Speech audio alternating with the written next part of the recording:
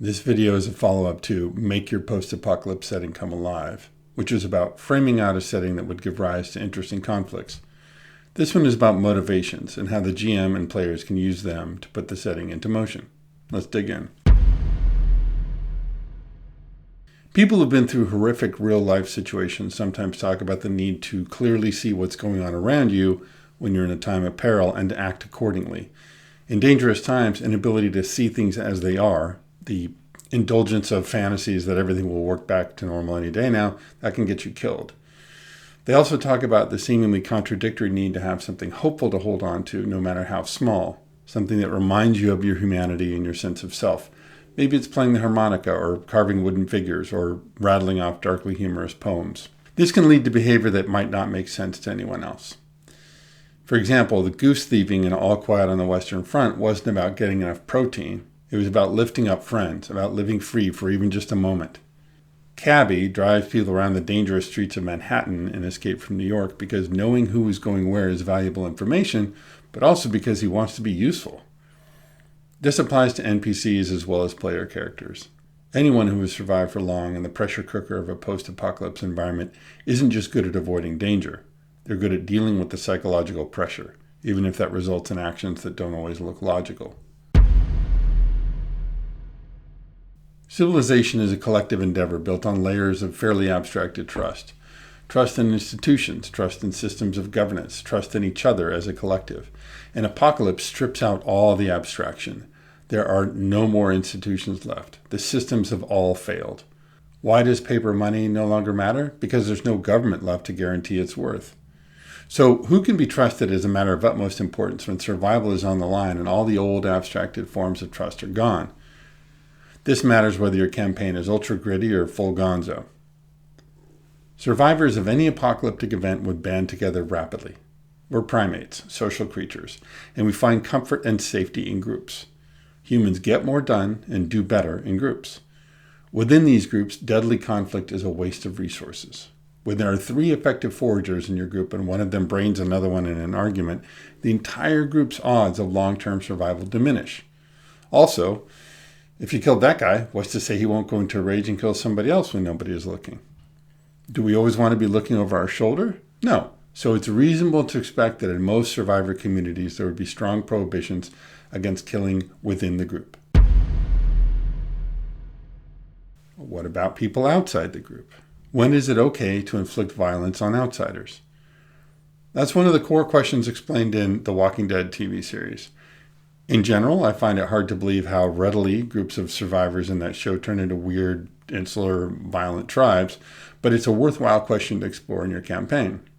Trust gets trickier when you're talking about intergroup trust. If a psychopath holds sway over a community, are all the members of that community at fault for the group's actions? Can groups in conflict with each other ever come together peacefully? Can people who followed a madman be trusted when the madman is gone? Motivations matter here, and group motivations really just collections of individual motivations. Survive long enough and you'll start thinking about why you want to survive. Maybe you want to fulfill your role in a sublime test of human worth. Maybe you want to prove something to people who are no longer even alive. Whatever your rationale, your long-term motivations, no matter how vague or precisely defined, highlight that who you trust matters. You'll want to collaborate with people whose motivations are, at the very least, not in opposition to your own. That doesn't mean they have to be tightly aligned, and some measure of tension between PC motivations can add enormously to a campaign, if handled with maturity. But a pacifist who wants to redeem humanity probably won't work in a group that seeks peace through superior firepower. This applies to NPC and PC groups equally. People will tend to self-select into groups united by a common worldview. This touches on something else, which is that people come into conflict for a variety of reasons. Sometimes it's about straightforward scarcity. There's only a limited supply of fresh water and 2 or 3 or 4 groups need it. But often it's about that double-sided coin of trust. I don't trust your motivations or the company you keep, and I've heard awful things about what you've done in the past. Put another way, you could be a threat to either my immediate survival or my long-term goals or both. And me not trusting you isn't just me rejecting you as an ally. In an environment lorded over by the grim demands of scarcity, there's just not much room for neutrality. If we're not helping each other, our mutual distrust could turn into conflict. That doesn't necessarily mean killing. I mentioned earlier that survivors want to, survive. And violence does beget violence. But there are other forms of conflict. Working to isolate and ostracize is one way to defeat an enemy. Stealing food supplies, burning crops, siphoning fuel, arson. There are many ways to fight without resorting to bullets. There could even be fistfights in Bartertown, jamming of radio signals, kidnapping. The possibilities are numerous. But of course, the best laid plans can go awry, and people who have been mistreated have a tendency to escalate. Conflict between individuals and groups that can't figure out how to trust each other, that's the bread and butter of post-apocalypse adventures. But the really good ones go deeper. They put characters into situations where the need to survive grinds against their most deeply held beliefs. It's easy to talk about how morally upright you are when you're well-fed and living in a nice house. But when you're scrambling to survive and you and your best friend are both in dire need of food, what do you do when you come across an MRE? Do you keep your word to protect a defenseless village in return for food, once you realize your band could just take all their food? Do you fight the marauders who are threatening your survivor enclave, or do you duck out the back and make a fast exit? Consider a character who considers herself scrupulously moral. She searched tirelessly to find and destroy the scientists from the university research lab who unleashed the plague that wiped out most of humanity. What does she do when she realizes that the only people who can save her group from a deadly influenza outbreak are the very same scientists? Can she trust them not to double-cross her?